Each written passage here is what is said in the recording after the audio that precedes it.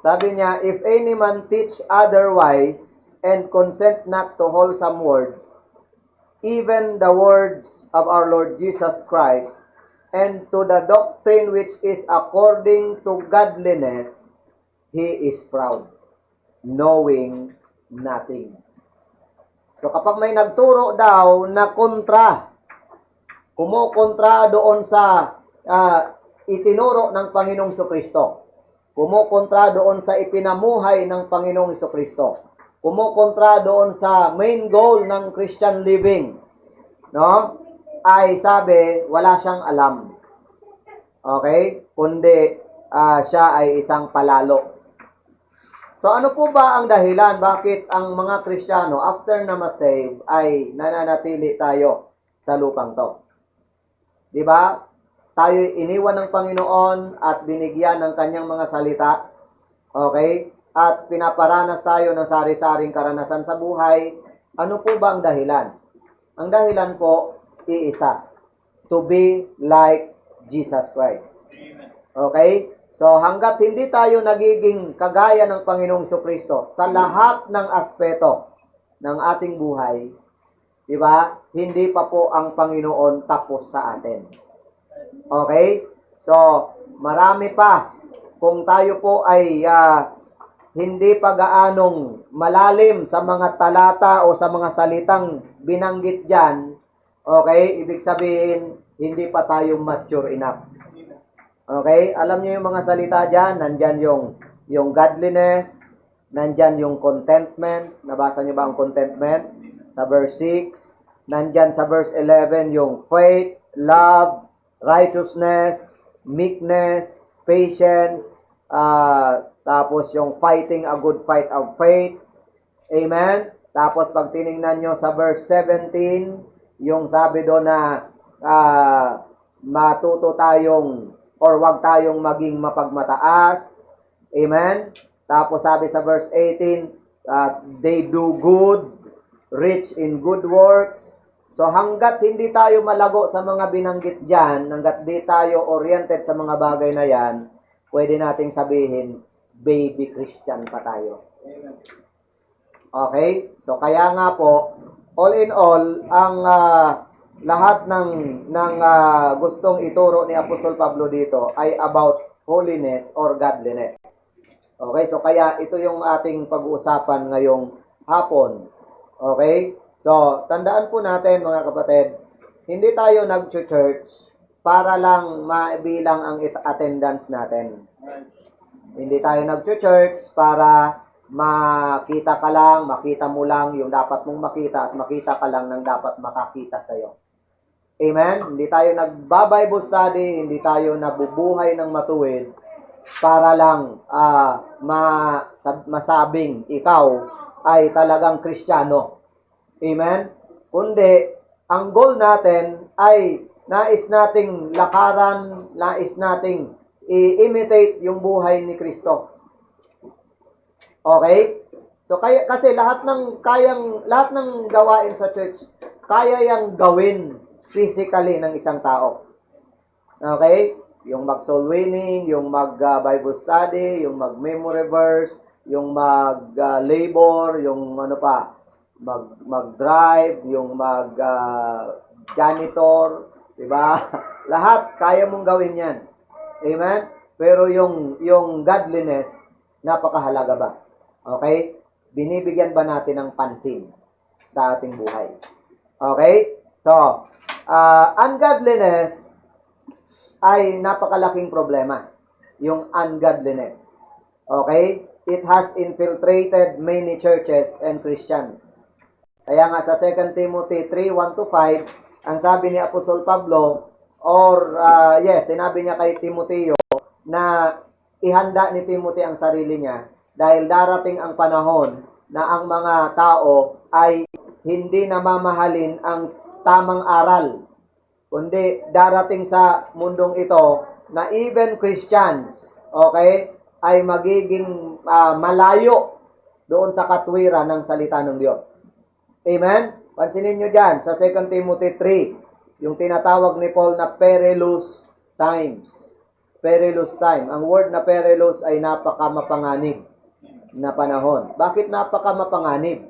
Kasi hindi danger yung panglabas kundi ang danger ay nag-uumpisa sa panloob. Okay, pansinin nyo, basahin natin ha. This know also, verse 1, that in the last days, perilous time shall come. For men shall be lovers of their own selves. Okay? Mapagmahal sa sarili. Hindi mahal ang Diyos, kundi mas mahal ang sarili. Covetous, sakim, boasters, mayabang, proud, palalo, blasphemers, yung mamumusong, disobedient to parents, masuwayin sa magulang, unthankful, unholy, without natural affection, cross breakers, false accusers, incontinent, fierce, despisers of those that are good, traitors, heady, high-minded, lovers of pleasures more than lovers of God, having a form of godliness, but denying the power thereof. From such, turn away. So, pansinin nyo po, in the last days, kapag dumating yung perilous time, ang godliness para sa marami ay form na lang. Okay? Forma na lang ang kabanalan. Okay? So, kaya na. Halimbawa, para matawag kang Kristiyano, ipatato mo na lang si Kristo. Tama? So, para sa kanila, pag nakatato sa katawan mo si Kristo, Kristiyano ka. Amen? O di kaya, magdamit ka na lang ng may tatak na ako'y Kristiyano. Amen? Nakalagay, I'm proud to be a Christian. Tumbira, no? Christian, tapos proud, no? Ha? Okay? So, nakalagay doon, no? Ipatatak, no? Ako'y pala simba.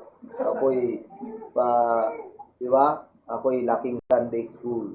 Ako'y worker ng church. Pastor ako. Ang laki dyan, no? Pastor ako.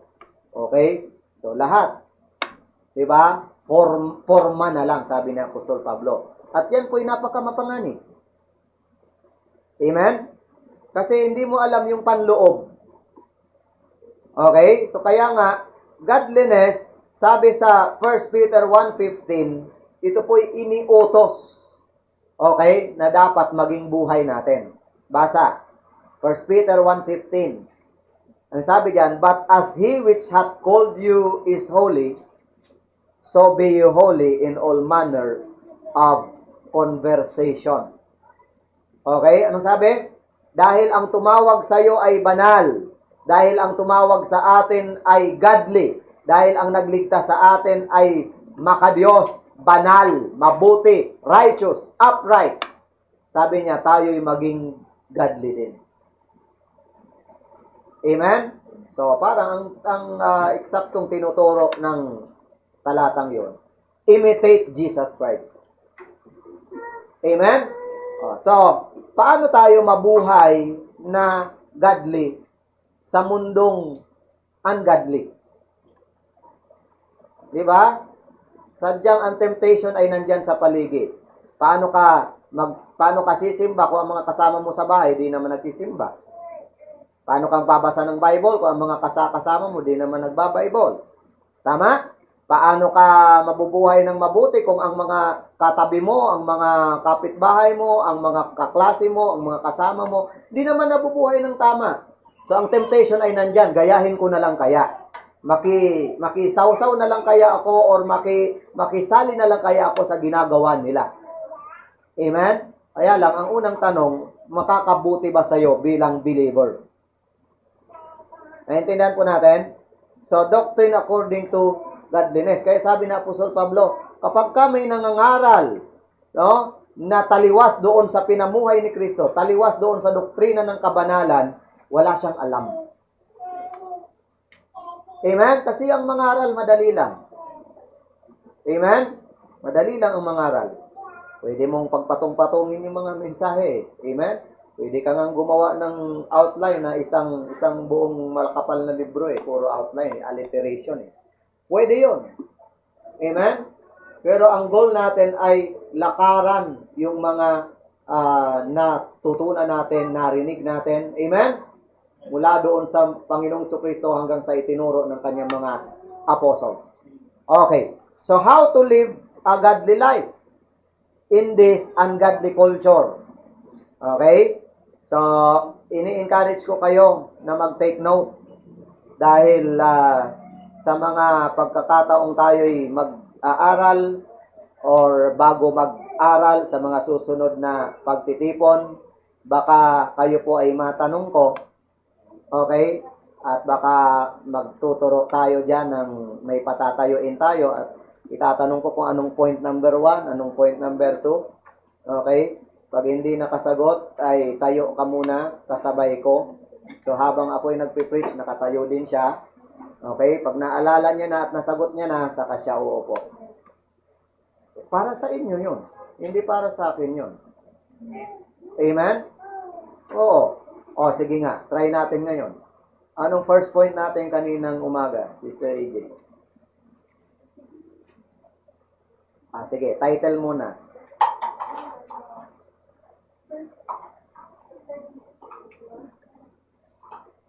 Yung first point ko, yung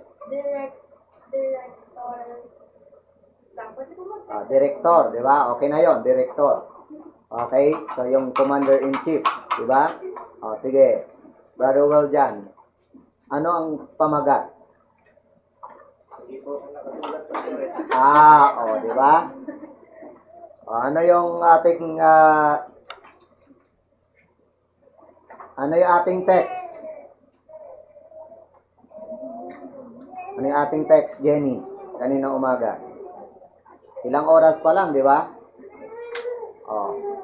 So, pag madali nating malimutan yung ipinangaral sa atin, sabi 75% sa loob ng 75 or 90 kung di ako nagkakamali, no? Sa loob ng 72 hours, 75 or 90% ng ating narinig nabubura na. So, ang 72 hours ay 3 days. Diba? Wala pang 3 days, wala pang 1 day, nabubura na, diba? Okay, so anong text? Sige, Sister Faith. Anong text natin kanina umaga?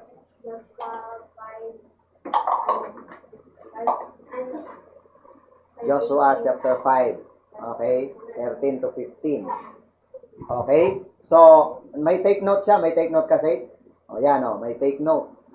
Amen? So, malimutan man, may babasahin ka. Okay ba? Amen? Okay, kasi, tinatry lang natin kung seryoso kayo sa godliness. Amen? Kasi ang godliness po, hindi yung narinig mo ngayon, tapos bukas, godly ka na. Amen? Paano kung nakalimutan mo na maya-maya? Amen? Parang ano yan Meron akong tinanong paano ma-save? Diba? Sabi niya, alam mo iho, para ma-save, sundin mo yung 10 utos para maligtas ka. Okay, tinanong ko, kabisado niyo po ba yung 10 utos? Hindi. Hindi mo nga kabisado, tapos masusunod mo pa. Paano mo masusunod yung 10 utos na di mo kabisado? Tama? So, pero wala doon ang kaligtasan sa 10 utos. Amen? Isa pa, walang nakatupad nun na tao. Kahit si Moses. Amen? Diba? Sabi ni James, masunod mo yung 9, pumalya ka sa 1, guilty ka sa 10. Buti na lang, hindi binasi ni Jesus Christ ang kaligtasan sa 10 utos. Kundi ang kaligtasan ay, whosoever believeth in Him should not perish, but have everlasting life. Amen po? Okay, so susundin natin ang 10 utos after salvation. After, hindi before. Amen? So sana nag-take note kayo. Amen? So how to live a godly life in this ungodly world, in these ungodly times, in this ungodly culture. Number 1, godliness is the result of a repentant heart. Godliness is the result of a repentant heart. Kapag ka ikaw ay may pusong nagsisi, kaya mong mabuhay ng banal kahit ang paligid mo ay hindi banal. Amen? Kapag ikaw ay clear, no, sa iyong mga kasalanan dahil ipinagkatiwala mo na sa Panginoon ang iyong mga kasalanan, pinagsisihan mo na yan. Diba? Possible na sa isang repentant sinner ang mabuhay ng godly. Okay? Tingnan nyo po sa 2 Corinthians 7, 9 to 10. Sabi ni Apostol Pablo diyan, "Now I rejoice, not that you were made sorry, but that you sorrowed to repentance. For ye were made sorry after a godly manner, that you might receive damage by us in nothing. For godly sorrow worketh repentance to salvation, not to be repented of, but the sorrow of the world worketh death." So sabi ni Apostol Pablo, natutuwa siya, hindi dahil nalungkot yung mga kausap niya sa Korinto. Kundi natuwa daw si Paul dahil ang kalungkutan nitong mga sinulatan niya ay godly sorrow. Makadiyos na kalungkutan. Tapos nilinaw niya na ang makadiyos na klaseng kalungkutan nagdadala sa isang tao sa pagsisisi. Pero ang sorrow of this world, yung remorse, kumbaga, no, ay dadalhin ka sa kamatayan. Kagaya ni Peter saka ni Judas. Si Peter saka si Judas, parehas sila na guilty sa ginawa nila. At dahil sa nagawa nila, sila'y nalungkot. Pero magkaibang sorrow ang naranasan nila. Si Peter, ang naranasan niyang sorrow ay godly sorrow. Kaya kasunod nun, nagsisi siya. Ang kasunod nun, nagbago siya. Ang kasunod nun, na-restore si Peter at naging maganda ang takbo ng buhay niya sa mga sumunod na araw. Amen? Pero si Judas ay nagilty sa ginawa niya. Pero pagtapos niyang magilty, nalungkot siya. Hinagis niya nga yung silver, di ba? Nalungkot siya. Sinasauli niya yung silver, di na tinanggap. Diba? So, ang ginawa niya, pagkatapos niyang malungkot, nagtali sa liig at nagpatiwakal. Ang tawag doon, worldly sorrow. Samantalang ang naranasan ni Pedro, godly sorrow. Amen? So, paano ka mabuhay ng godly? Sa panahong ungodly. Sa lugar na ungodly.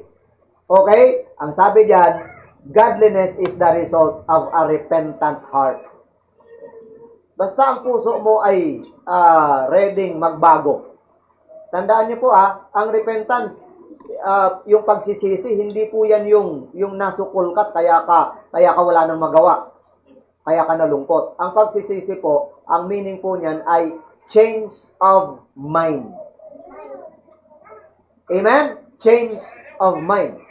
Hindi po yung pagsisisi na nagawa mo na yung kasalanan tapos sabi mo, sorry. Tapos kinabukasan, ginawa mo ulit. Amen? Tapos ang sabi mo ulit, sorry. Tapos ginawa mo ulit, sorry. Hanggang puro na lang sorry. Dapat ang pangalan mo na lang, I'm sorry. Amen? Hindi po pagsisisi yun. Ang pagsisisi po, repentance, ay change of mind.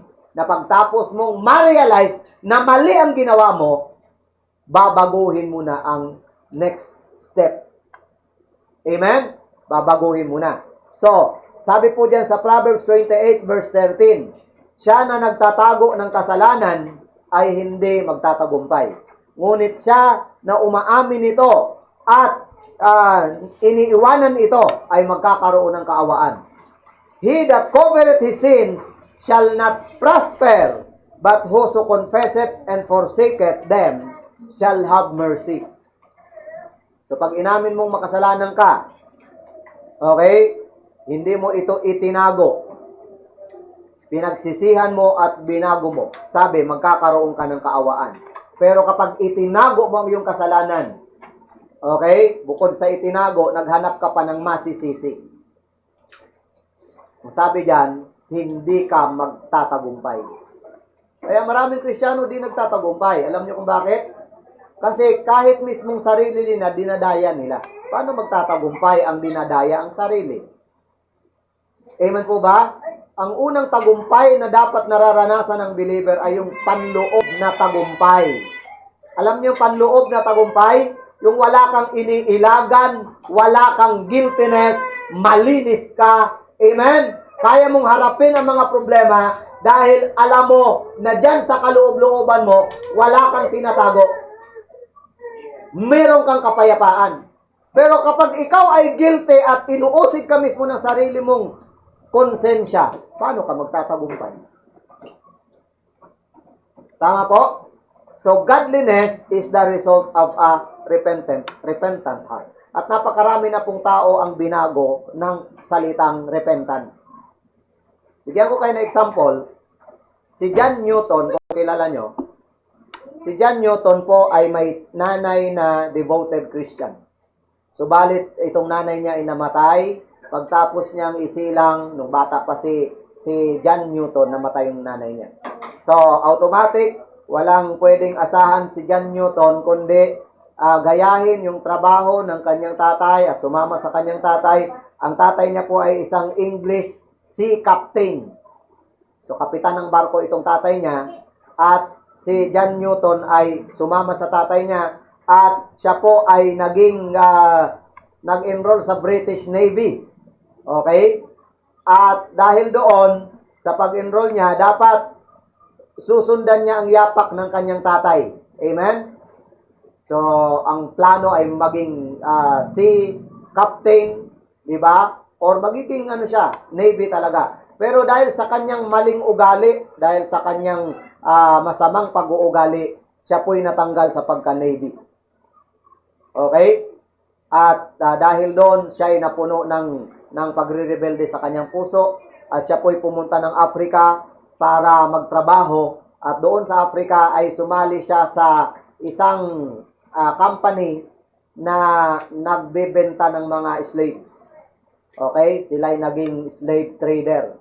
Hanggang sa sipag niya, okay, sa pagbenta ng mga slave, siya ay naging kapitan ng barko. Okay? Si John Newton. At yung barko niya, yan yung tagahakot ng mga slave at ibebenta sa mga amo. Okay? Hanggang isang araw, itong si John Newton ay nakaranas ng shipwreck. Okay? At halos matay siya dahil nagiba yung barko niya sa gitna ng dagat.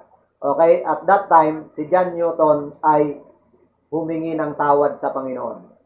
Nagsisi siya at ang sabi niya, babaguhin niya na ang kanyang buhay at hindi niya na babalikan yung magbenta ng mga inosenteng tao. Okay? So, mamahalin niya na ang tao imbis na gawin niyang hanap buhay. Okay? So, dahil doon, nakaligtas siya doon sa pagkalunod at itong si John Newton ay na-realize niya na siya ay makasalanan, humingi siya ng tawad sa Diyos at nagbago ang kanyang buhay. At dahil doon, siya po ay naging mananampalataya at naging preacher ng salita ng Diyos. At siya po ang nag-compose ng kantang Amazing Grace. Pagka binasa nyo yung lyrics ng Amazing Grace, buhay na buhay ang patutuo doon ni John Newton. Amen? Amazing Grace, how sweet the sound that saved a wretch like me. Para sa kanya, siya ay isang wretch. Sabihin ng wretch ay sawing palad. Okay, I once was blind, but now I see. Diba? I once was lost, but now I'm found. Amen? Yan po si John Newton. This grace that taught my heart to feel, and grace my feel relieve. Siya yun, kanyang mismong compose na kanta yan, na nagbibigay ng mensaheng dapat ma-appreciate ng bawat isa sa atin ang awa at biyaya ng Diyos. Ang biyaya at awa ng Diyos ang maghahatid sa atin sa pagsisisi. Amen? At dahil doon, si John Newton ay naging mahusay na mangangaral ng salita ng Diyos. Okay? So kung yan ay nagawa ng Panginoon sa isang John Newton, Kaya niyang gawin sa atin yan. Basta magkaroon tayo ng tunay na repentant heart. So godliness is possible to those who are who have already repented, no, of their sins. Amen? So yan po yan. Godliness is the result of a repentant heart. Number 2, godliness is a result of rejecting worldly lust. Okay? Ang kabanalan or pagkamakadiyos ay resulta ng pagtanggi mo sa makamundong layaw, makamundong pita. Titus 2:12. Ang linaw po ng talatang yan, nakasulat, teaching us that denying ungodliness and worldly lust, we should live soberly, righteously, and godly in this present world. Diba? So, tinuturoan daw tayo na pag dininay mo ang ungodliness, ang worldly lust, mabubuhay ka ng soberly, righteously, godly in this present world. Amen? Pero pag niyakap mo yung worldliness, niyakap mo yung ungodliness, sigurado hindi ka mabubuhay ng righteously, soberly, and godly. So, kailangan, i-reject mo talaga. Kaya, para mabuhay ka ng godly, ang pagpapasya ay importante. Amen?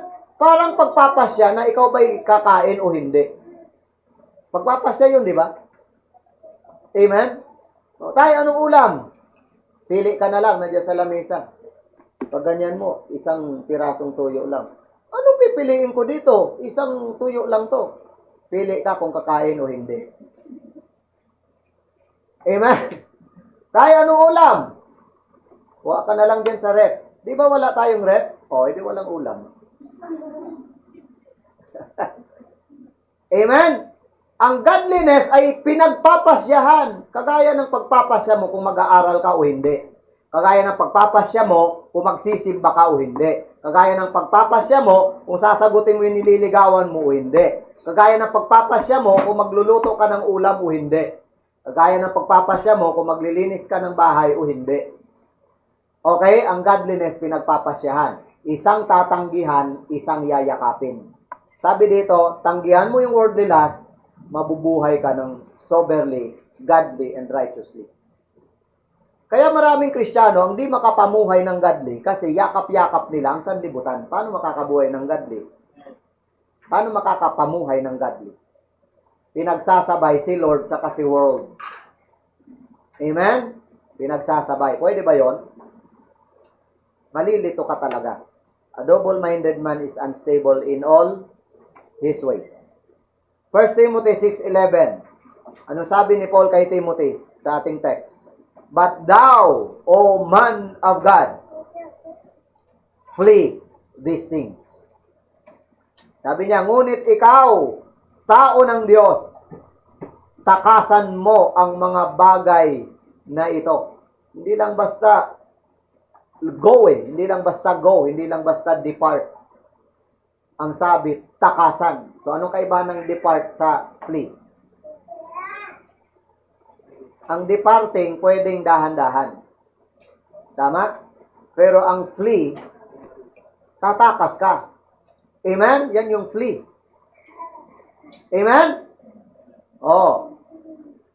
Yung umakyat ka ng puno, tapos pagkapit mo sa isang sanga, nakapitan mo ay bahay ng bubuyog. Okay? Tapos bumaba ka ngayon, bumaba yung lahat ng bubuyog. Paano mo gagawin yung flee?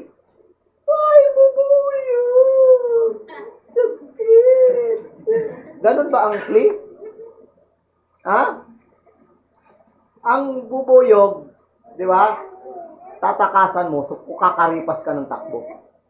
Ang turo sa amin ng papa namin nung bata kami, kapag kayo'y nasa, kasi syempre bukid ang tirahan namin. Kapag kayo ay hinabol ng ahas, okay? Kahit anong dala nyo, iwanan nyo. Para yun yung lingkisin ng ahas. So tumakbo kayo na mabilis, tapos mag-iwan kayo ng kahit anong gamit. Paano kung wala kang dalang gamit? Mahubarin mo yung damit mo, iwanan mo. Okay? Oh. O di kaya, wala kang dalang gamit, so ano gagawin mo? Di ba? Putukin yung kamay mo, di ba? Basta kahit anong dala mo, iwanan mo para yun yung pukusan ng ahas. Yun yung turo niya sa amin. Okay? Ang sabi niya, pag pumapatay kayo ng ahas, laging kanan. Okay? Laging kanan. Bawa, ahas yan, di ba? Laging kanan. Pagka lulusob siya, lagi kang pakanan. Okay? Papaluin mo kanan. Huwag dito. Kasi, ewan ko kung anong bertun. Okay, basta laging kanan. Amen? Tapos, ewan ko kung totoo yung mga sinasabi ng matatanda na kapag ka nagkatitigan kayo ng ahas, okay, nakarecord ka na sa mata niyan. Okay? Kaya pag napatay mo daw yan, dapat durugin mo yung mata. Durugin mo yung ulo. Okay? Para yung kasamahan niya, pag nakita yung ulo, hindi niya mababakat yung larawan mo sa mata nun. Okay? Kapag ka nakita niya yung larawan mo sa mata niya, nakaukit ka doon, wawantidin ka nung kasamahan. O, di ba? O, wala tayong alam dyan sa mga yan, pero ewan ko bakit, paano nila nalalaman yun. Amen? Okay? Kagaya nun, yung number 13. Di ba? Nung matatanda, nagsasabi na ang number 13 ay malas. Kapag ka ikaw ay umupo sa lamisang 13 ang upuan, huwag ka nang tumuloy, huwag ka nang huwag ka nang makisama doon sa 13 ang upuan. Okay? So, akala natin mga ano-ano lang yon, mga hocus-pocus lang. Sa numerical principle sa Bible School, pinag-aralan namin yung number 13. At talagang L-O-men ang number 13. Okay? Number 13 ay number of rebellion, number of sabihin natin yung distraction. Okay? Kaya si Judas, di ba, number 13 sa bilang. Okay? 12 sila plus si Jesus Christ. So 13. So isa doon sa 13 ay Judas. Si Judas 'yon. Siya lang naman Judas doon, di ba? Okay? So, akala ko mga kwento-kwento lang yun, pero sa numerical principle pala, meron talagang kahulugan yung bawat bilang. Amen? Ngayon, punta tayo doon sa sinasabing godliness. Pagka gusto mong mabuhay ng godly, may isa ka talagang tatanggihan, may isa kang yayakapin. So, yakapin ang godliness at tanggihan yung worldly lust. Amen? Huwag yung Kristiyano ka sa puso, tapos unbeliever ka sa buhay. Paano yun? Unbeliever kung magsalita. Unbeliever ang mga barkada. Unbeliever yung style, yung pati sa buhok, pati sa itsura, lahat unbeliever. Okay? Ibahin mo ako, pastor. Ang puso ko iba, Kristiyano to. Di ba? So, lahat ng nakikita mo, pwedeng unbeliever yan. Pero sa puso ko, Kristiyano yan. Hindi na para nakakapag-alinlangan yun, amen? Sipin mo, ang naiiba puso, no? Yung panlabas, lahat unbeliever, tapos yung puso, Kristiyano. Di ba dapat, from inside to outside? Tama? Kung anong nasa loob, yun yung lalabas. Tama? So, kung mabuti yung nasa loob, di ba mabuti yung lalabas? Tama? Alangan namang masama yung labas, ang loob mabuti. Kaya don't judge. Yun ang lagi sinasabi eh. Don't judge. Kasi masama akong magsalita, palamura ako, pero Kristiyano to. Parang mahirap i-reconcile. Amen? Parang mahirap i-reconcile. Hindi ako nagsisimba, but don't judge me. I love Jesus. Very, very much. Amen? Pwede kaya yon? Parang mahirap Hindi yan na pag-aaralan sa Bible School. Hindi yan kahit siguro mag-ano ka doon, mag-bachelor, mag-masteral at mag-doctorate. Hindi na pag-aaralan yan. Amen? So, kailangan natin ang godliness as a result of rejecting worldly lust. Number 3. Godliness is a result of receiving a promise. Ang pamumuhay ng makadiyos ay resulta ng pagtanggap mo ng pangako. Ano ba ang pangako? Hebrews 12:28. Wherefore, we, receiving a kingdom which cannot be moved, let us have grace, whereby we may serve God acceptably with reverence and godly fear. So, paano ka makakapamuhay ng makadiyos na takot? After daw na na matanggap mo yung kingdom. Diba? Ang kingdom ng Diyos hindi para sa atin. Sinners tayo eh. But because of the grace of God, tayo ay pinayagan ng Diyos. Amen? Na mapasali sa kanyang kingdom at sa kanyang family because of His Son, Jesus Christ. Amen? So, kung natanggap mo yung promise na yon, ang kasunod nun, mabubuhay ka na ng godly. Diba, kagaya ng illustration natin kanina umaga, kung ikaw ay agila na pasali lang sa mga manok at nalaman mo na booking mo na, no? Na ikaw talaga ay agila at nagkukunwari ka lang na manok. Diba? Hindi, pamuhay mo na ikaw ay agila. Sama ka na dun sa nanay mo. Diba? Mas maganda ang buhay sa higpapawid. Kaysa dun sa tutuka-tuka pa ng mga kaning panis, diba? Nako ha? Oh. So tayo po ay nilagyan ng Diyos ng Espiritu Santo. Amen? Para ma-feel nyo na you are not of this world. Amen? Nilinaw yan ni Jesus Christ na hindi ka na taga-sanlibutan. Kaya hindi natin dapat iyakapin ang sanlibutan. Loose lang dapat ang hawak natin sa sanlibutan. Amen? Oh. Meron akong bagong kaibigan na nakakausap tungkol sa business. Ang tanong niya sa akin ay, Pastor, pagka nagpa-member ka ba sa ganyan ay forever ka nang kikita or tatanggap monthly? Sabi ko, wag naman forever, sis. Lifetime lang. Kasi ang forever langit na yon, wala nang kitahan doon.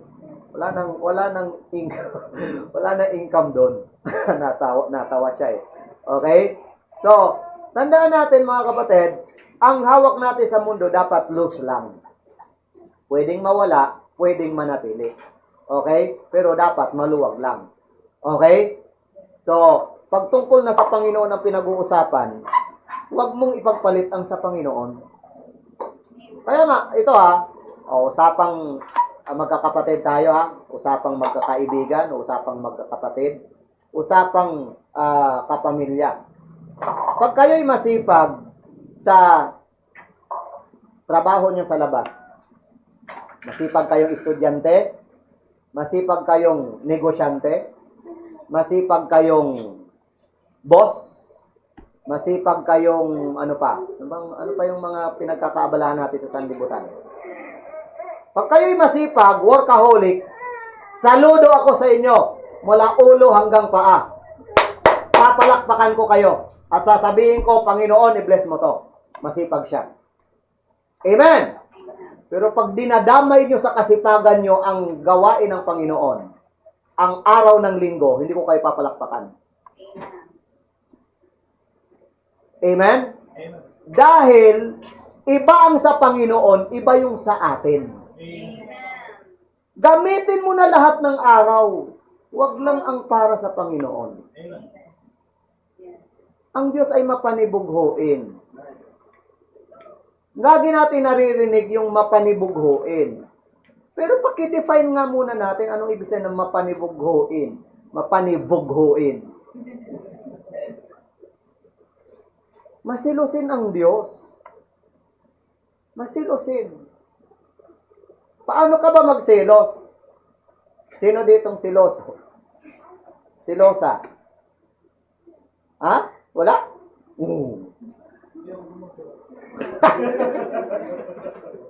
Pag siloso, pag naglagay ng password sa cellphone, galit.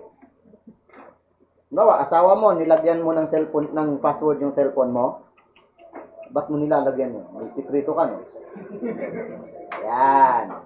Ang tawag doon, siloso or silosa. Amen? May kachat ka, ba't mo tinatago yung kachat mo, ba't ayaw mong pakita sa akin? Diba? Amen? O, alam niyo na kung paano magselos ang tao. O, sige, kung ang Panginoon ba siloso? Oo, nasa Bible yan. ang Panginoon ay siloso. So, pakiintindi naman natin kung paano ang Diyos magselos. Paano magselos ang Panginoon? Araw niya to eh. Huwag natin tong gamitin sa ibang bagay. Sa Kanya lang to. Amen? Nakuha natin mga kapatid. So, hindi ako nagagalit, ha? Nagsasabi lang ako ng totoo. Bilang inyong kapatid, bilang inyong tatay, bilang inyong kaibigan. Amen? Pagtungkol sa Panginoon, okay, dapat i-separate natin sa lahat ng ating pinapahalagahan. Nako ha? Pero Monday to Saturday, napakasipag mo. Palakpak ako sa iyo. Amen?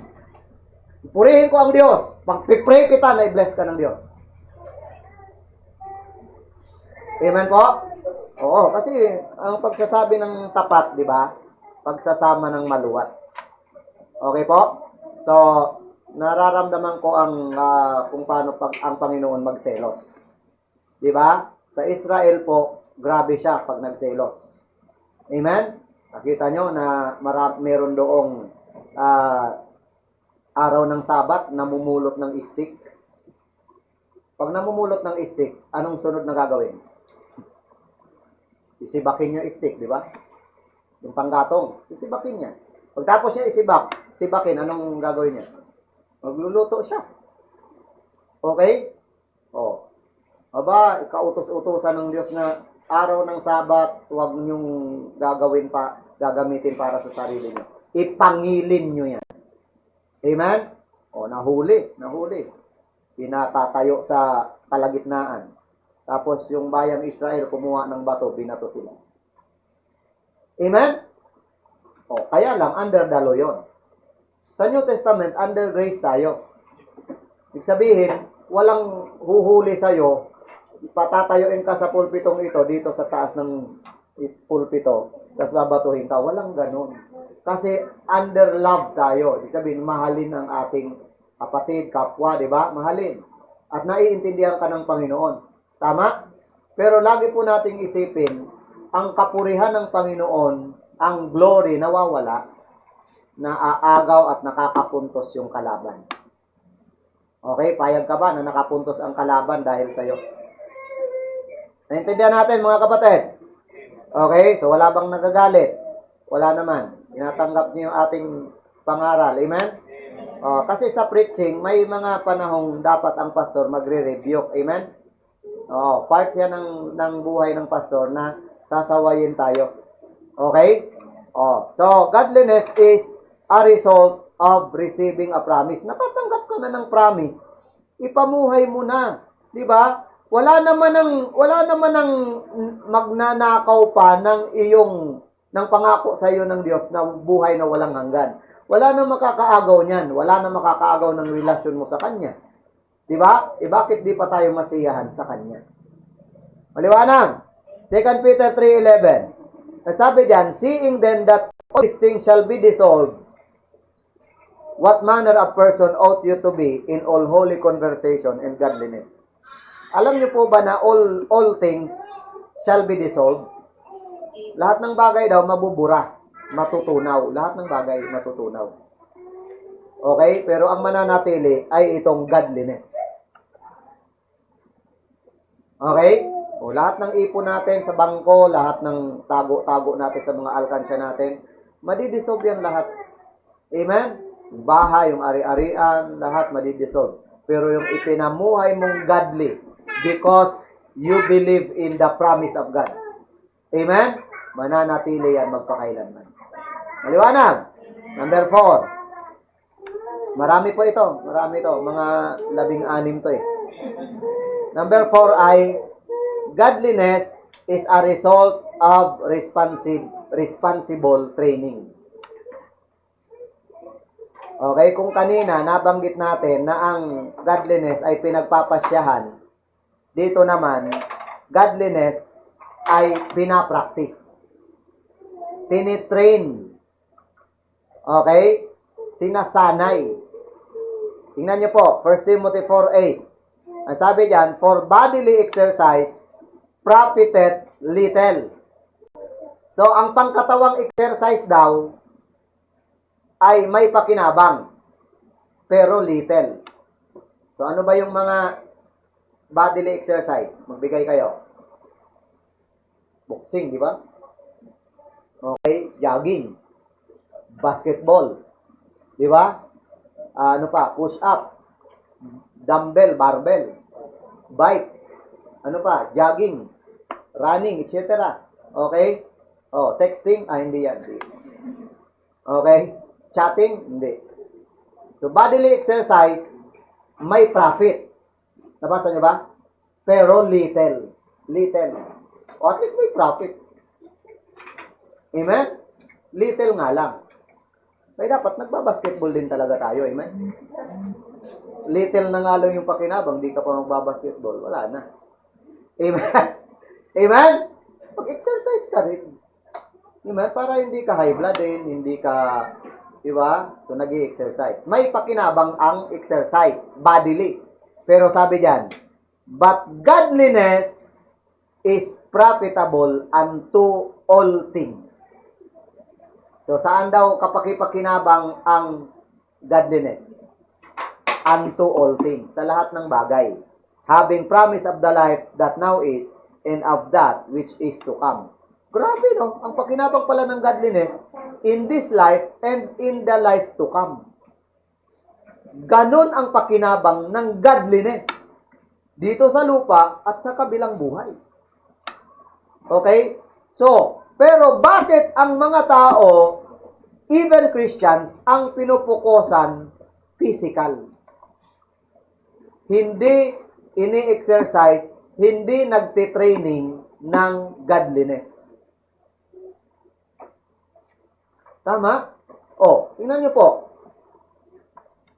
Every day meron tayong devotion. Amen? Because training yan, responsible training yan ng godliness.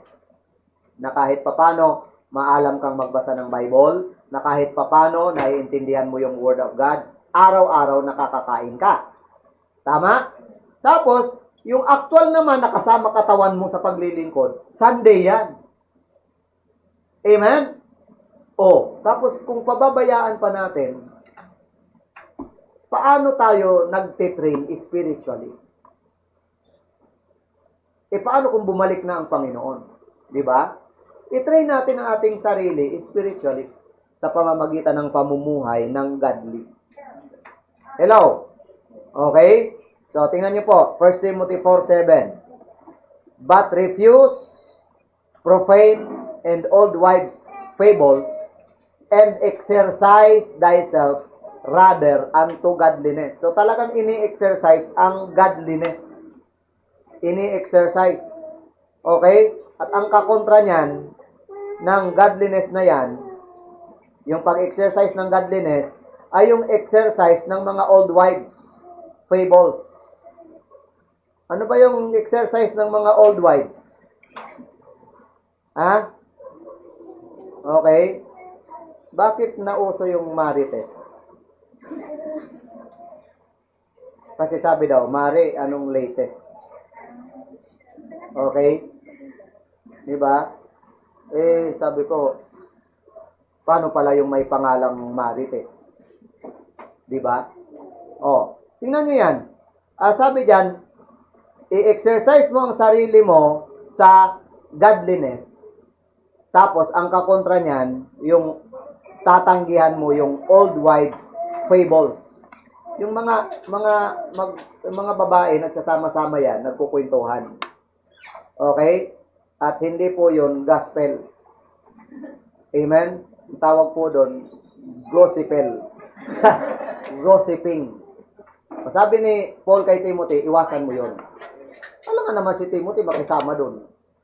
Di ba? So sabi ni Paul, iwasan mo yon, i-exercise mo ang sarili mo sa godliness. Hello? Kasi alam niyo yung mga bagay na yun, kahit di mo i-train, madali lang matutunan yun.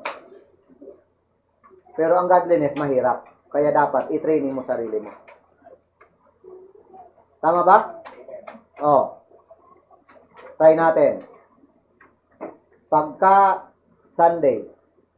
Yung tumatayo ditong MC, song leader, scripture reading, special number, di ba? Ay, tingnan natin kung paano sila mag-train ng godliness. Amen? O pero yung old wives' fables, madali lang yun. Okay? So, kaya dapat i-train natin ang sarili natin sa mga gawaing makadiyos. Nag-share ng Bible. Paano ka mag-share ng kaligtasan? I-train mo sarili mo doon. Paano ka mag-invite? I-share mo ang sarili mo o ang oras mo doon. Diba? Sanayin mo. Kung di ka pa pinapaniwalaan ngayon, sige lang. I-train mo sarili mo. Diba? Sabi nga, ang rule daw sa basketball, 3 lang. 3 lang. Practice, practice, practice. 3 lang ang rule sa basketball. 3 P. Practice, practice, practice. So, ganun din gawin natin sa godliness. Practice, practice, practice. Amen? Oo, nung ako'y bata pang mananampalataya, pinasong leader ako. Di ba? Sabi ng pastor, magsong leader ka. So, nagsong leader ako. Sabi ko, kantahin natin ang tinis ng busis ko nun. Magandang gabi, mga kapatid! Handa na po ba kayo? Tayong lahat ay tumayo at awitin na. Ganun boses ko nun. Okay? Natutula ako na mag-bass. Yung na may nagsabi sa akin, hindi naman kailangang matinis. Yung normal lang. Okay? O, kaya ngayon, normal ang salita ko. Dati, abnormal yan. Okay? O, ready, song! Ready, song! O, ganyan ako. Okay? Tapos, ganyan pa mag-song leader. O. Sabi ng pastor, parang ka nagpapaypay ng fried chicken yan eh. O, katakot-takot mo ng kahihiyan. Amen? At hanggang ngayon, di pa rin ako marunong mag-song leader. Buti may song leader na. Amen? Oh. So, pero pinapractice, amen? Kailangan mag-practice. Oh, sa choir. Oh, nakakatuwa. Kayo'y dating di naman kumakanta sa Panginoon, ngayon kumakanta na. That's good. Amen? Pero para masabing nagpa-practice talaga kayo ng godliness, practicein nyo ng maayos yung kinakanta nyo. Para matawag na special number. Pag di nyo pre-practice yan, hindi yan special number. Ordinary number yan. Payag ba kayo na tawagin natin ang magbibigay ng ordinary number? Payag ba kayo? Kayo dapat ipapractice. Amen? Ha? Alam mo naman, ako po'y kakanta. Ang kakantahin ko po ay, ano nga yun? Hanapin natin. Kasi na po kayo sa busis. Di ba? Oh. Alam niyo po, pinaghandaan ko itong kantang to, matagal na po, mga 2 oras ang nakalilipas. Paghandaan mo yan mula Monday hanggang Saturday. Amen? Pag present mo yan kinalingguhan, magandang-maganda. Okay? So, nakikinig ba? Exercise yourself unto godliness. Nagawa ng iba, magagawa mo. Amen? Another verse pa pala. 2 Peter 1:6. Sabi diyan, idagdag sa knowledge, temperance. At idagdag sa temperance, patience. At idagdag sa patience, godliness. Okay? So, to knowledge, temperance, to temperance, patience, to patience, godliness. Napakahalaga ng godliness. Hindi yan nawawala sa sangkap. Okay? Subukan mo na ang gulay na niluto mo ay yung pinakamahalagang sangkap, alisin mo. Okay? Ano yung pinakamahalagang sangkap ng ulam, ng gulay? Ano? Hindi. Asin? Hindi. Ano? Kawali? Hindi. Ha? Gulay!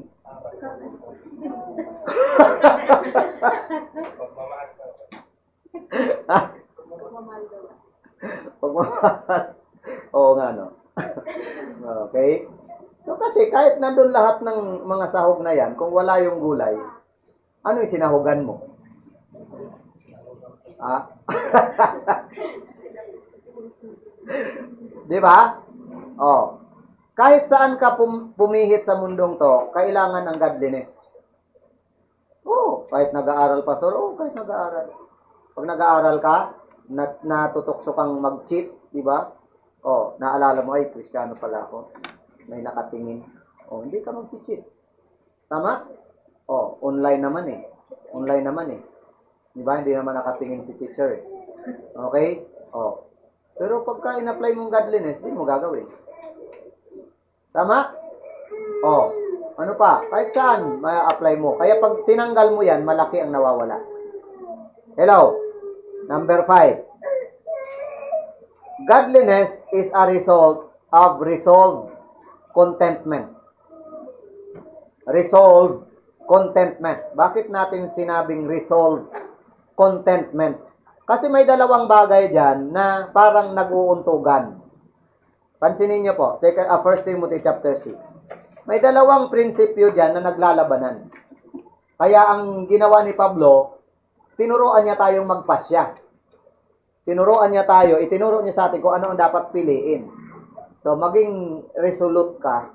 Okay? Pagpasyahan mo kung anong pipiliin. Anong sabi dyan? And having food and raiment, let us be therewith content. Verse 8. Verse 9. But they that will... saan na tayo? Sorry. Punta tayo sa verse 5. Perverse disputings of men of corrupt minds, destitute of the truth, supposing that gain is godliness, from such withdraw thyself. So, ang unang linya, supposing that gain is godliness. So, may mga tao daw na, ano ba yung supposing? Nagpapalagay, di ba? So, may mga tao daw na nagpapalagay na kapag may gain ka, may kita ka, godly ka. Gain is godliness. Okay? So, may mga tao daw na ganyan ang paniniwala. Kaya nga ako may kita, ibig sabihin, natuwa si Lord sa akin, kaya may kita ako. Sabi ni Paul, ito ang dapat nating isipin. Sabi sa verse 6, but godliness with contentment is great gain. Baliktad. Baliktad yung kay Paul, kaysa doon sa nagpapalagay na kapag may gain, may godliness. Sabi ni Paul, hindi. Ang una, godliness. Tapos ang godliness, matatawag yan na great gain. Amen? So, ang tawag dyan, resolved contentment. Kasi, may bagay na dapat di ka makontento at may bagay na dapat kang makontento. Amen? So, ang gain ay di ka dapat dyan makontento. Ibig pong sabihin, hindi yan katapat ng godliness. Kasi ang gain, material lang yan. Amen? Panglupa lang yan. Ang sabi ni Pablo, ang dapat mong pagsikapan yung mabuhay ka ng banal. Higit pa yan sa yaman, higit pa yan sa ginto, higit pa yan sa karangyaan sa buhay. Yung ikaw ay merong godliness, tapos kontento ka. Amen po ba? So, sobra naman, kapag pinagpalit pa natin ang Panginoon dahil sa gain, o dahil sa dami ng pangarap natin, di ba? Buti po kung ang naiwanan mong bagay na para sa Panginoon ay basta-basta lang. Hindi. Lahat ng gawain sa Panginoon hindi basta-basta. Sabi nga nung psalmist, di ba? Kahit one day ka lang sa house of the Lord, katimbang na yan ng maraming araw sa labas. Kahit doorkeeper ka lang sa house of the Lord, mas gugustuhin niya yon kaysa mabuhay siya sa tent of wickedness. Amen po? Kaya nga sabi ng psalmist, di ba? One thing have I desired of the Lord, that I may seek after, that I may dwell in the house of the Lord all the days of my life. Isang bagay daw ang dinidesire niya, ang manirahan sa bahay ng Panginoon. Amen? So, 1 Timothy 6:10, for the love of money is the root of all evil. O, huwag niyong pagkakamalian. Hindi sinabi ni Pablo na bawal ang pera. Hindi sinabi ni Pablo na ang ugat ng lahat ng kasamaan, pera. Hindi po yan ugat ng kasamaan. Ang pera po ay magandang tool para sa ministry. Tama po ba? Pag may pera ka, marami kang pwedeng magawa. Amen? At kapag ka ikaw ay kumikita ng pera, maganda yan. Amen? Pero, hindi po yan ang sasambahin, hindi yan ang paglalaanan natin ng maraming panahon. Amen? Kasi ang sabi diyan, for the love of money is the root of all evil. So, ang ugat ng lahat ng masama, ng kasamaan, hindi yung money, kundi yung love of money. Yung pagmamahal sa pera. Amen? So, sabi diyan, ang iba ay kinubet na ang bagay na yan at nagkasala, nagkamali sila from the faith. Okay? And pierce themselves through with many sorrows. Pwede bang pakitagalog natin to? Okay? Pakibuksan natin sa 1 Timothy 6 verse 10. Ganyan ba kayo? Tingnan nyo po, pagkatagalog. Sabi dyan, okay, yan, buti may Tagalog yung Bible ko. Sabi dyan, sapagkat ang pag-ibig sa salapi ay ugat ng lahat ng uri ng kasamaan, na sa pagnanasa ng iba ay nangasinsay sa pananampalataya at tinuhog ang kanilang sarili ng maraming mga kalumbayan. So, isa pala ang kalumbayan sa resulta ng pagmamahal sa pera. Okay? Kalumbayan. So, kaya maraming mayayaman, malulungkot. Alam nyo, ayaw kong yumaman kung ang pagyaman ko di kasama ang Panginoon. Kasi magiging mayaman akong malungkot. Mas maganda yung ang pagyaman mo, dahan-dahan, na kasama mo ang Panginoon. Amen? Sabi dyan, si Buwana, kay ang gugma sa salapi, mao ang gamot sa tanang kadautan. Nga ang uban tungod sa pagkaibog niini, nangasalaag sila gikan sa pagkatuo, o nangatugob sa ilang kaugalingon sa daghang kasakit. Okay? Hindi ko naintindihan. So, pero yun ang ibig sabihin nun. Ang pag-ibig sa salapi ay nagre-resulta ng kalungkutan sa ating buhay. Amen po? Huwag mo kasing ibigin. Amen? Ganito yung principle dyan. Use money, love God, and love people. Okay? Kapag ka love money, ang kasunod niyan, use God and use people. So, dapat, use money to love God and to love people. Sarap tumulong pag mayroong kang pantulong. Correct? Amen? Sarap maggastos sa gawain ng Panginoon pag may panggastos ka. Amen? Uy, maraming sisimba. Ako na magpakain. Ang sarap niyan kasi may pangbili kang pagkain. Amen? Uy, may mga bisitang susunduin. Ako na maggasolina dyan. Ako na di ba? Ako na mag-arkila ng sasakyan. Bakit? Masarap gamitin ang pera para sa ministry. Amen? Use money, love God, love people. Pero pag nabalik ka dyan, love money, ang kasunod niyan, use God, use people. Lalabas, ginagamit mo na lang ang Panginoon. Mahirap po yan, mga kapatid. Naintindihan po? Marami nang nabihag dyan. Okay? Si Gihasi nabihag dyan. Si Judas nabihag dyan. Si Demas nabihag dyan. Amen? Oo. At marami pang na-shipwreck sa kanilang pananampalataya because of the love of money. Hindi masamang magkaroon ka ng pera. Okay? Basta isama mo ang Panginoon. Hello?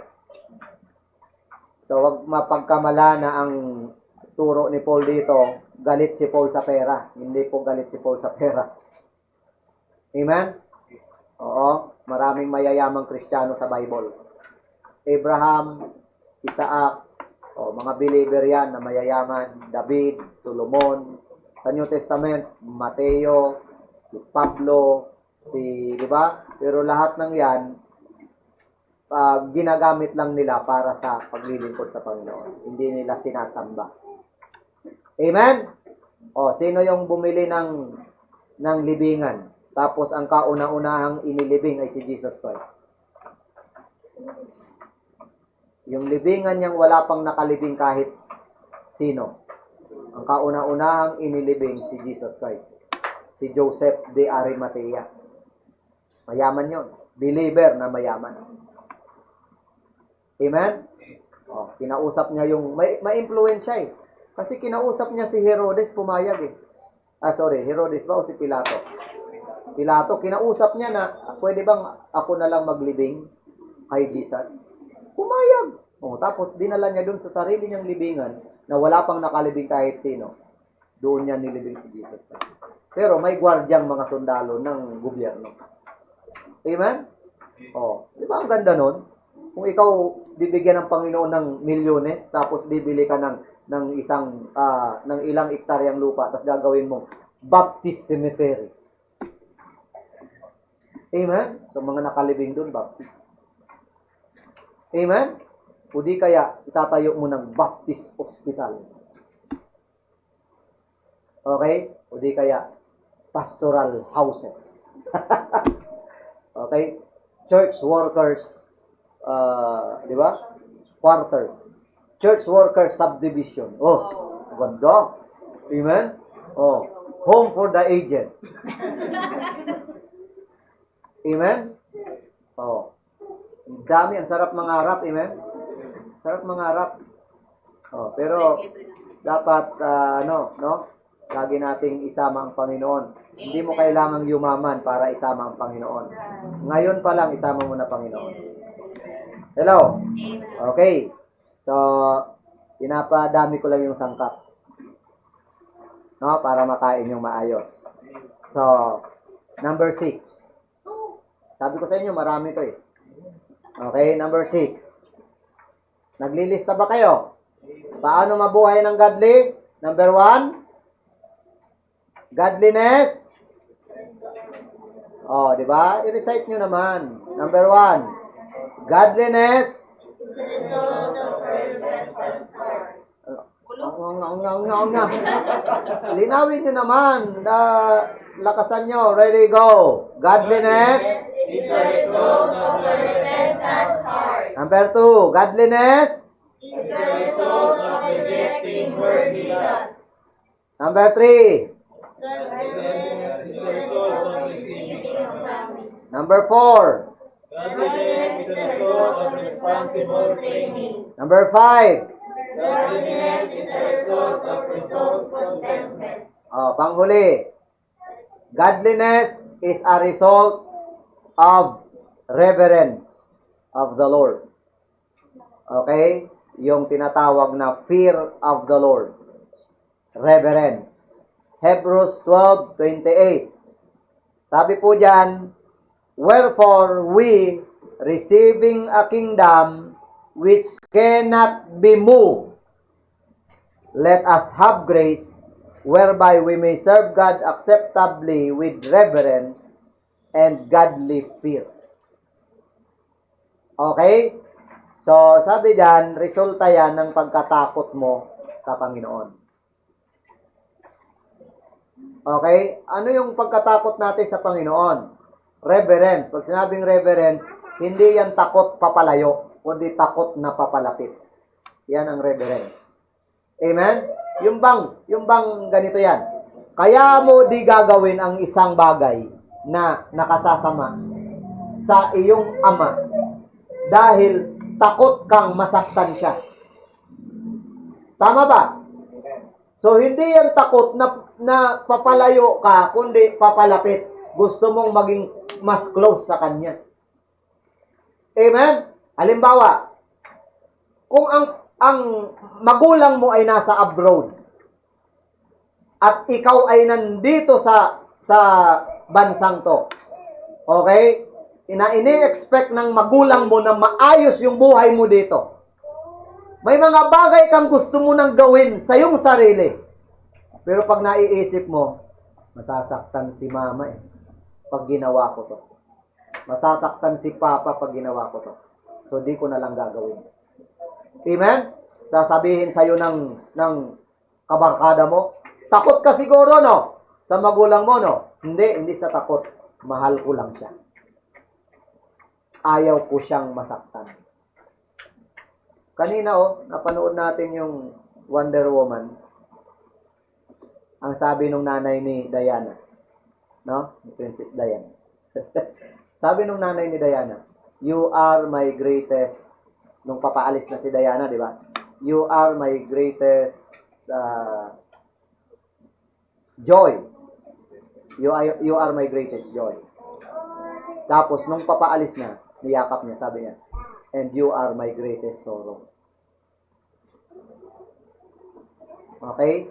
So, kasi totoo naman na si Diana yung pinaka nagbigay ng ngiti sa nanay niya. Pero papaalis na si Diana ang nag-cause ng pinaka malalim na sakit sa puso ng nanay niya. Kasi sabi niya, once na umalis ka dito sa, ano yung lugar nila? Sa Washington, di ba? Washington. Once na umalis ka dito, di ka na pwedeng bumalik. Okay? Sabi ni Diana, may mga inosente na dapat iligtas. So, kaya ililigtas ko sila kay Ares. Okay? So, yun. Amen? So, ano ka ba sa magulang mo? Greatest joy or greatest sorrow? Amen? Kaya kung sa Panginoon, tayo ay mabubuhay sa harapan niya na godly, it's because gusto nating mag-cause ng great joy sa puso ng Panginoon. Amen?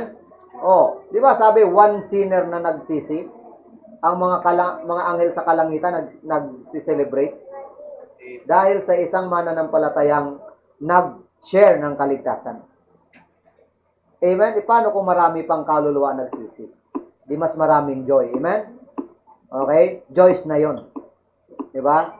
Sobrang daming joy. Amen? Hindi nyo nakuha, no?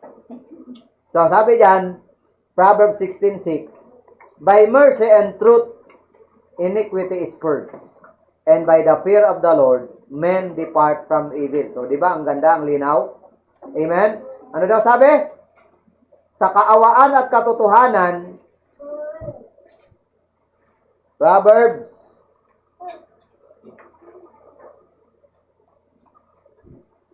16:6. Okay, Cebuana. Tagalog. Sa pamamagitan ng kaawaan at katotohanan ay nalilinis ang kasamaan. At sa pamamagitan ng pagkatakot sa Panginoon ay humihiwalay ang mga tao sa kasamaan. Di ba ang linaw? Kung may takot ka galang sa Panginoon, hihiwalay ka sa kasamaan. Pag hindi ka humihiwalay sa kasamaan, wala kang takot sa Diyos. Alam mo nang masama yayakapin mo pa. Amen? So kaya result yan ng reverence of the Lord. Yan mo magkaiba, no? Si Martin Luther saka si Karl Marx, parehas sila revolutionist. Correct? Pero si Karl Marx, revolutionist for the negative sake. Pero si Martin Luther, revolutionist para sa positive. Diba? Na pinaglalaban. It's because of their view. Ang view nila tungkol sa Diyos. Tama? Kung tama ang view mo sa Panginoon, siguradong iiwas ka sa kasamaan. Kasi tama ang pagkakilala mo sa Diyos. Okay? Oh, sobrang dami ang napatay because of Karl Marx, di ba? Sobrang daming mga tao ang nabuwis ang buhay because of communism. Why? Because they believe that there's no God. At tayo ay Diyos ng ating sarili. We are God. We are gods. Okay? So kaya pag mahihinang nilalang, pwedeng katayin ng agad-agad. Nakukuha? Pero kapag ka ang view mo sa Diyos ay nagpapahalaga sa buhay, ang Diyos ay mapagmahal sa buhay, ang Diyos ay, di ba? Kahit sinners ay mahal. Amen? O parang Martin Luther. Natuto siyang magpahalaga sa kaluluwa. Naintindihan po natin? So, Psalms 119 verse 9. The fear of the Lord is clean, enduring forever. The judgments of the Lord are true and righteous altogether. So, ang pagkatakot sa Panginoon, malinis. At ito'y nananatili magpakailanman. Okay? So, godliness is a result of reverence with the Lord or reverence of the Lord. Okay? Conclusion. Okay? Alam nyo, marami pa, no? 1 Timothy 6, 17 to 19. Nasabi ni Apostol Pablo kay Timothy, atasan mo sila na mayayaman sa sanlibutan, na di sila dapat magmataas, at huwag magtiwala sa walang kasiguruhang yaman, kundi sa buhay na Diyos, who giveth us richly all things to enjoy, that they do good, that they be rich in good works, ready to distribute, willing to communicate. Verse 19, laying up in store for themselves a good foundation against the time to come, that they may lay hold on eternal life. So meron pong tinatawag na against the life to come. Meron pong judgment day. Meron pong Bema judgment at meron pong white throne judgment. Sa mga believers ay Bema judgment. Someday, yung chances nating mabuhay ng godly ay ipagsusulit natin pagharap natin sa Kanya. Yung dapat mabuhay ka ng godly, di ka nabuhay, ipagsusulit mo yan sa Panginoon. Yung dapat magpakita ka ng magandang testimony at di ka nagpakita ng magandang testimony, ipagsusulit mo yan sa Panginoon. Kaya ang sabi ni Pablo diyan, turuan mo sila na mag-invest sa eternity. Turuan mo sila na mag-lay down ng good foundation para pag dumating ang day na yon, okay? The day of judgment, no? Yung white throne or yung Bema judgment or judgment seat of Christ, di ba? Ay maganda ang pagharap natin sa Panginoon. Tama po ba? So kaya itong mga ginagawa natin ngayon, practice lang po ito. Okay? So kaya huwag kayong mapagod. Kahit ang practice ay minsan paulit-ulit, di ba? Kahit yung kalasboto, paulit-ulit lang yan. Paulit-ulit. Nakakapagod, amen? Di ba? Pero kailangan mong gawin. Bakit? Kasi kailangan ng katawan mo yan. So ganun din sa spiritual. Paulit-ulit ang Bible, paulit-ulit ang simba, paulit-ulit ang giving, paulit-ulit ang soul winning, paulit-ulit yung preaching, paulit-ulit yung paalala. Amen? Pero wag nating kapaguran yan. Lahat yan magagamit natin against the day to come. There is coming a day na haharap tayo sa Panginoon. Amen? So, salamat po at I hope na may naunawaan tayo about godliness. So, sa Sunday ha, pag ako'y nagtanong, iisipin ko, okay, aasahan ko na nakinig kayo. Okay? Sige, try natin ha. Mag-amen kayo ha. Tayo po'y manalangin. Dakilang Diyos, aming Ama, salamat po sa iyong salita. Tulungan mo po ng bawat isa sa amin. Hindi man kami sanay, pero tulungan mo kaming mabuhay ng godly. Kahit alam po namin, Lord, na kami ay sa sosyedad, Panginoon, na ungodly. Ungodly ang lifestyle, ungodly ang mga traditions, ungodly ang mga practices. Help us, Lord, na makita ang liwanag sa aming buhay. I-bless mo po ang bawat isa. Nawa ang iyong salitang napag-aralan sa maghapon maging lakas po namin. Ikaw po ang magtustos ng needs ng bawat isa. Huwag mo pong pagkulangin ang inyong mga anak. Ang lahat ay aming dalangin sa pangalan ni Jesus. Amen. Okay, sa lahat ng visitors, thank you po sa inyo pong pagdalo. Si John C. Manuel, okay, saka si Arnel Ramos, si Nessie Joy Espirito, Dali Borlado, at yung aking kapatid, Wilma Papis Manuelos. Salamat po sa inyong panahon. May the Lord God bless every family. Okay, mabuhay po tayo ng soberly, righteously, and godly in this wicked world.